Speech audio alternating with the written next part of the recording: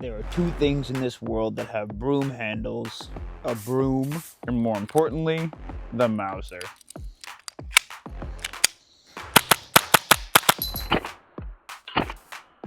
But the odd design in broom handle is not where it gets its fame. But instead, its debut is the world's first full-auto pistol. That and many other ridiculous things. And boy, do I mean ridiculous. But first, a little backstory, because I didn't pick this up new, and this is not new to the airsoft market. See, I got the Mauser used from someone on the Hop Up app, and it came with 3 short mags and 1 long. Don't quote me on this, but I believe there's also variants that come with and without a stock. I got the one with the stock because I thought it was unique, and the Mauser, and I believe each one comes with a stubby mag, and then all the other ones are extra. And I do want to commend our previous owner, because when I opened this thing right out of the box, it looks like it was hardly touched and hardly used, which is why all I did was a basic strip down and cleaning, but there is not a single thing inside of this replica that is different from its stock counterpart. So that I can share with you an honest review of the entire thing's construction, performance, and all the things in between. Externally, the Mauser is a classic WE. Cold, glossy metal finish, nothing made of steel besides screws, pins, and the ring on the bottom. And all the wooden parts will keep you fooled, because those are in fact made of imitation wood, or, for lack of a better words, plastic. The barrel is a super long, super thin piece of metal with no threads internally or externally, decorated with a giant block of metal at the top, formed into a pyramid to make your front sight. The upper and lower have a little play between the two, both are made of metal, and it's almost unnoticeable unless you try and wiggle it with your hands. You'd regularly be able to top load your rounds, or the chamber area you can see open at the top, which is really cool. Just be careful if you're gripping with 2 hands, don't put your thumb over it. And the bolt itself is made out of the same metal as the exterior, not steel. The front sight is very elevation adjustable, almost like an AK, with a button in the back that if you index, you can slide forward and backwards, with a ton of different markings to show you where you need to aim to, which, weirdly enough, can actually be usable in airsoft to some extent. The charging handle is fat and grippy, also moves the hammer back, or you can prime the hammer by yourself without the use of the charging handle. Just to the left is the safety, which can be engaged, whether the hammer is dropped or not. And then the fire selector switch, which brings me back to the fun part. The first full auto pistol, real steel wise, not an airsoft, and can be moved by the press of a button. Indexing the mags are smooth, no movement up and down, little front to back, more side to side, and your mag catch and releases on the right is only an indexed button, and they drop completely free, so fast reload should be no problem. Fun fact as well, the bolt will lock back on an empty mag and can be recharged to drop the bolt. And the trigger is extremely mushy, with a very firm wall, and the reset is long. You can't feel when it clicks back into place. Yeah, the trigger's just not good. It's not the worst trigger I felt. The SR2M was worse, but it's not good. And again, I so regrettably say that the wood is imitation, it is plastic. I think real steel will fit on this if you can pick them up, or you can make them yourself. And speaking of plastic and fake wood, what the heck is this thing? The connection board of the stock is not steel, some sort of aluminum or pot metal, including the takedown button. It is a giant, unfortunate, cheap-feeling hunk of plastic that I don't know will last very long, and if you drop it, will probably crack. The takedown button is also not made of steel, and you can press it down to pop the back open. It's got somewhat of a support structure on the inside, which is where you'll slide the Mauser into. And in order to keep it from moving and rattling around, it's got this metal spring mechanism that presses on the back when you close it. The actual hinge, though, is steel, and it's even got a sling mount on the side if you want to strap it and carry it like a book bag. And the grip pops out the bottom side. To install it, we'll just press the button and pull it out, close the stock back up.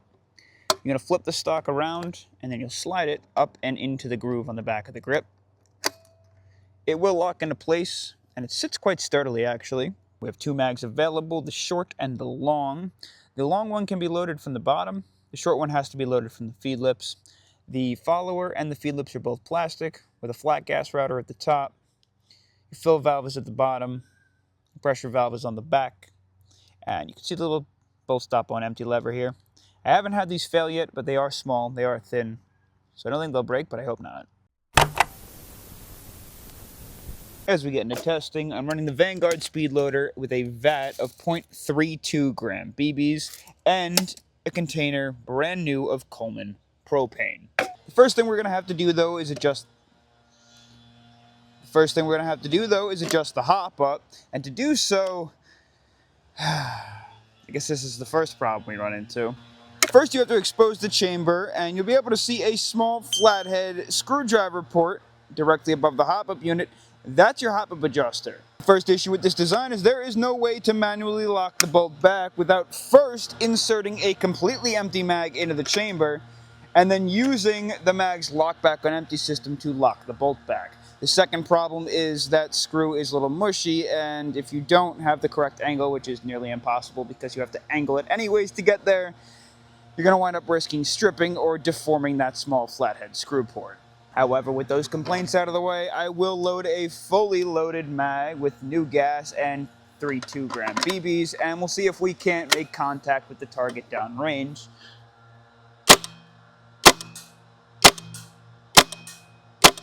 And it does appear our hop-up is dialed in with quite a bit of finicky. Ah, my ears are ringing. It like echoes through here. You see, when shouldering the stock, being that this thing is a giant hollow case with a single point of exit for sound, the ear sits directly above it, making it unbelievably noisy. And to make matters even funnier, if for whatever reason I'm shouldering the replica and yelling out callouts at the same time, my voice also echoes through this giant amplifier of a stock. Now, since the short mag is the only one that fits inside the stock with the replica, we'll start with how the model was intended to be used. We'll fill a short mag with 0.32 gram BBs, that of which will take 11 BBs total, so make sure you use your shots wisely. Overfill it with some propane, like I don't recommend you do, and we'll go ahead and see just how many short mags of BBs we can get out of a single gas fill semi first. 3, 2, 1. There's very little recoil to this. It's just very snappy. And again, like I said, with that stock on there, it just echoes and rattles and sounds cheap for some odd reason. But we did lock back, and we'll fill the mag again. Again, like I mentioned, there is no manual bolt lock or release. You're going to have to pull the charging handle again, and then we can start firing. Really, that's it? It's like a mag and a half. I don't know what I expected. The gas reservoir is probably super tiny. Brand new mag, same rules, but this time, fun mode. 3, 2, 1. We did empty a full mag. And we did lock back. I don't think we're getting another one. But there's only one way to find out.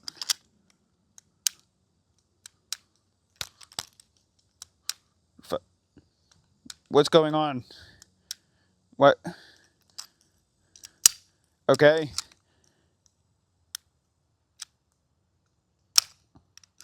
I have no idea what's going on. That's gonna have to do. Oh, that worked. 3 shots. And the mag is out of gas. I don't know what I expected. Now let's load a big boy.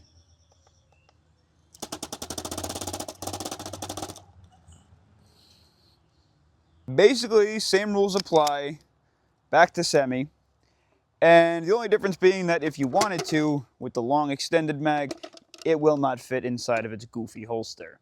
I'm wielding it like the creator intended in 3, 2, 1. I gotta be honest, it's fun to shoot.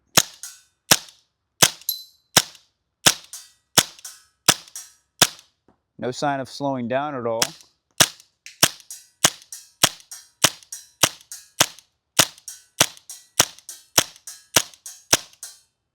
The extendos kick a little harder.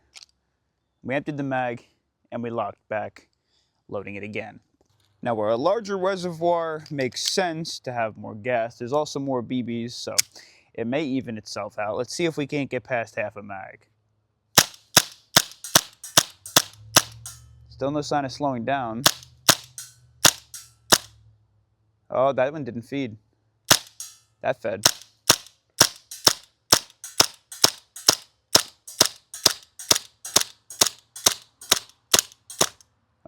We're getting sluggish.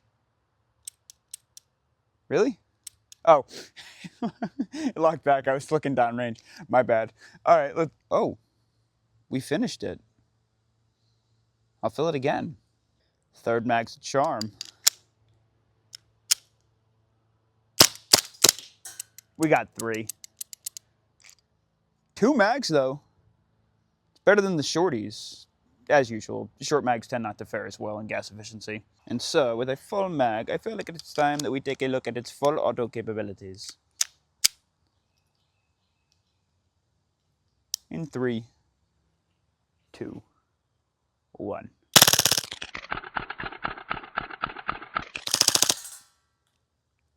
With a successful lockback and an empty mag.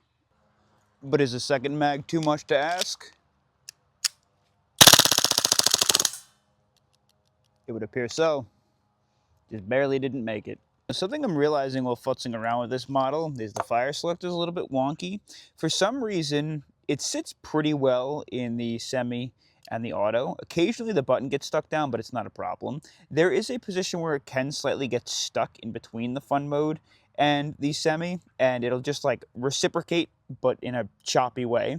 And then you can also accidentally push it too far forward in semi, and in that case, it just won't drop the hammer or fire. So make sure it's locked in place.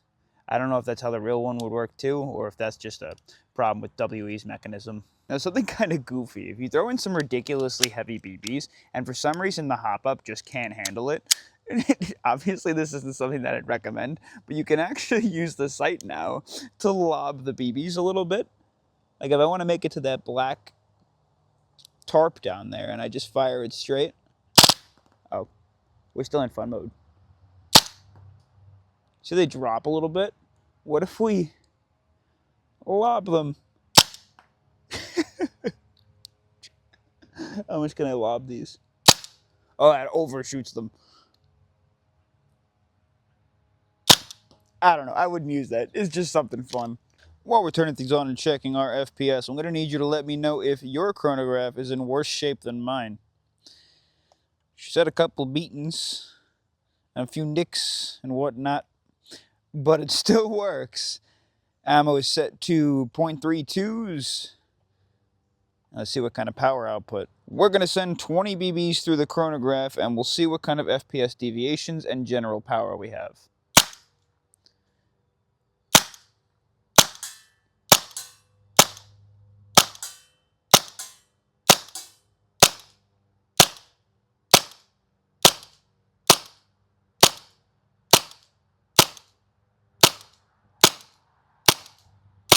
And that is 20.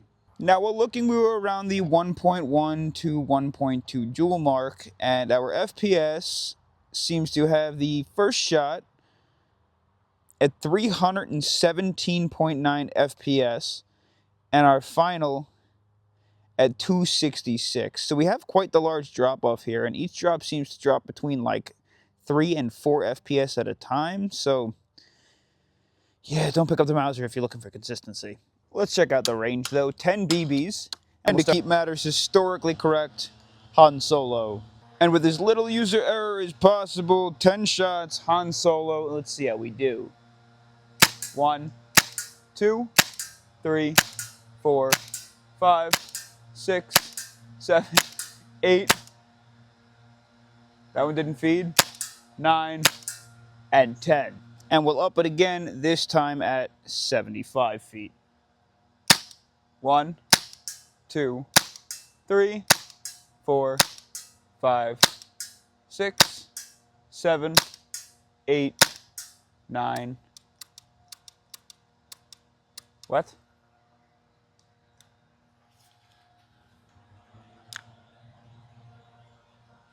That one's gonna fire 2 BBs. And 10. Backyard testing can absolutely be a doozy. Because at 50 feet, for some reason, I think I was shooting a little low because we only made 1, 2, and 3 contacts. The spread is quite large. I'm imagining a majority of them, as you could see, probably went off course here. On the bright side, it looks like we may have castrated Han Solo, but that's about all we did. At 75 feet, however, we made more contacts. We have 1, 2, 3, 4, 5, 6, and 7. And then I don't know how many fell off besides those. Oh, it looks like we also have another one up here. So it looks like we did make some more contacts to the paper. The spread is quite large, especially taking user error out of it and keeping ourselves completely stable. But we do have a handful of shots that are going to hurt. Let's do a little bit of single hand shooting with the Mauser and see if it's even remotely comfortable to switch back and forth between. Just mess around with the target like 30, 40 feet away. Start behind this guy in 3, 2. It feels so goofy. 1.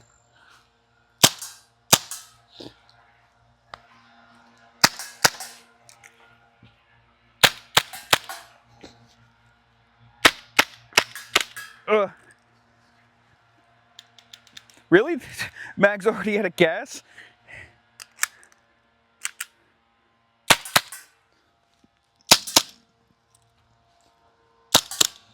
Oh, I just feel so goofy doing that. After a brief look up, it looks like this latch, you push up and then the... we're getting somewhere. Okay, is anything loose in here that I have to be worried about at all, or no? I have to rack this back. Why is it so tight? Okay, it's just a little tight in there. That's fine. Okay, we'll watch for that spring. And that spring. For the most part, it looks like that's the upper. And it pulls out the fire control group. That is so interesting. All the parts inside of the lower's cavity do appear to be like the typical WE style, either aluminum or pot metal. However, this plate is steel, and what I would imagine this plate does, besides cover the area where it locks the mag in place, I think this keeps tension between the upper and lower to help reduce rattling and wobbling? I'm not entirely sure. Now, assuming that since this piece moves, this comes out alongside the bolt carrier group? Or do I have to unscrew something or loosen something? There's something in here that I have to do. Because it isn't coming out just on its own. Unless it... No, there's a spring somewhere that doesn't want to remove itself. Oh. Duh. This comes out all the way by itself. That's your whole fire control group. I believe this is the bolt catch and release mechanism. Where this will push this upwards and then it stops the bolt on empty. That part is steel. But for the majority of all the other parts, they are not. They're all made of the same material besides this part. I'm sorry, I'm not a whole lot sure what I'm looking at here. Do best and kind of just start going. I'm going to drop these 2 screws out the front. I think this should release our outer inner barrel hop-up unit and hop-up bucking. So we'll drop these 2 screws out. There's quite a bit of residue on both of these screws, so I imagine from the factory they may have been Loctited in place, which is nice to see. I feel like I'm forced to make the assumption now, since the rod here seems to be latched in with this piece, and this piece doesn't want to come out at all. We may have to either unscrew it or unlatch it by twisting this piece. I don't know if this is a screw or a latch or what have you. We can push it in. Oh, we can push it in and twist. Look at us. That thing is cakey. Wow. Alright, now you can see this piece, it's like loose in there. It's still under spring tension. What we have to do is pull this out and twist it. See that? And that'll allow us to remove the spring, the blowback housing, and the nozzle. And while we're here, we'll just take a look at this guy. Obviously, nothing of the sorts is going to be still besides the spring, which is slightly bent, I'd imagine, for me diddling around with it. It's a very interesting setup here. You could see where it's stabilized on both sides via this rod that sits like this. It stabilizes from one side to the other. The nozzle is under spring tension. It's a small, thin nozzle, but I don't think you'll have any problems. I don't know if this is compatible with any other WE replicas. Pushing something through the front. The hop-up unit should pop out the back. And we can see our very simple hop-up design. There is a single screw on the left side. It's a clamshell design, so the hop-up's going to split in two halves, right and left. Be able to pop one side out. And if you look, kind of how this guy works, there's this single screw. That's the screw that you use to add tension to the hop-up. And as it twists, it applies more tension to the hop rubber by adding more girth to like that quarter cylinder pointing downwards on the top of the hop-up rubber. It would appear, much like a lot of WEs, that this is entirely standard gas blowback spec. The hop-up rubber, honestly, could probably use a new one. It's got a simple concave design to it. And then you do have a standard, what looks like run-of-the-mill brass inner barrel. I understand certain things like the amount of barrel space come into play when it comes to designing things like this. However, I really do not like this hop design, and I think they could have done something better. Honestly, I wouldn't mind if they just stuck a screw hole here and made it an actual TDC. Plus, being that there's a hole here, I almost can imagine it would be pretty easy to design by yourself if you wanted to. I'm going to put this back together now. There we go. Everything's working as it should. Why don't we wrap things up? Because honestly, I mean, it's a WE, right? Which basically means, in my opinion, it looks phenomenal. I do wish they went with real wood grips, however, just being the fact that they are plastic, they do look nice. They're just, there's no texture to them really, besides the grooves they put in. It is smooth and slippery, but it looks really nice. A few things that I do want to mention. I don't know what the longevity of this is going to be. A lot of WEs, especially when they don't have steel internals, some of the older stuff will bust over time just because, especially if I'm running it on things like propane, which are higher pressure gas, it puts some wear and tear on those internals, and none of them are made of steel. A lot of them are made of crummy metal. Things like the stock also, it's a cool selling point. I like the way that it looks. It's just, it's cheap, it's plastic, it's makes a lot of noise, it sounds crummy. I think a wooden one would be so much better. But minus the stock, it feels solid. It cycles solid. We didn't have any problems other than the fact that it's just like, you know, mediocre gas efficiency. But what can you expect from not only a used replica, but also something with such small mags, especially these little tiny guys? If it's something you have to have because you really want a Mauser or you want it to complement your kit, sure. If you're looking for something that's going to function as well as some of the more high-end sidearm models on the planet, I wouldn't necessarily say so. But you've heard my opinions. I hope you had a good time. I had an awesome time checking this thing out, and I don't see a lot of reviews of these on YouTube anymore because obviously they aren't new and they aren't necessarily the most popular platform on the planet, which is why I wanted to pick one of these up and show it to you. But until next time, I'll catch you in the next adventure. Peace.